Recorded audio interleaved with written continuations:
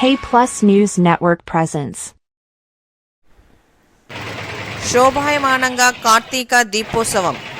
తిరుమలేశుని తొలి గడప దేవుని కడప శ్రీ లక్ష్మీ వెంకటేశ్వర స్వామి దేవస్థానంలో కార్తీక శనివారం కార్తీక దీపోత్సవం భక్తులు భక్తి శ్రద్ధలతో ఘనంగా నిర్వహించారు.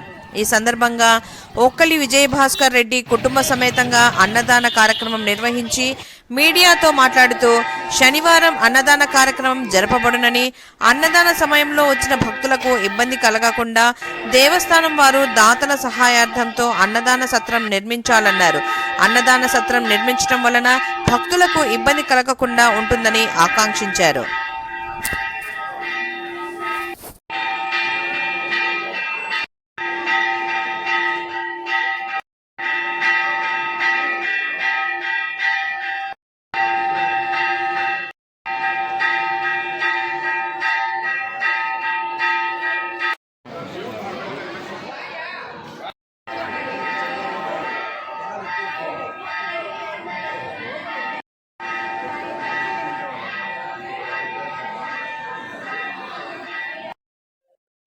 నేను ఈరోజు వెంకటేశ్వర స్వామి గుడిలో కార్తీక మూడో శనివారం కాబట్టి అన్నదాన కార్యక్రమం చేసిన.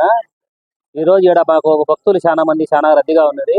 అన్నదాన కార్యక్రమం దాతలు కూడా ప్రతి వారం ఇచ్చేదానికి ఇబ్బంది లేకుండా ఉన్నది. కానీ అన్నదాన కార్యక్రమంలో కీకి దేవుని లేకి దర్శనానికి పోయి చాలా ఇబ్బందిగా ఉన్నది.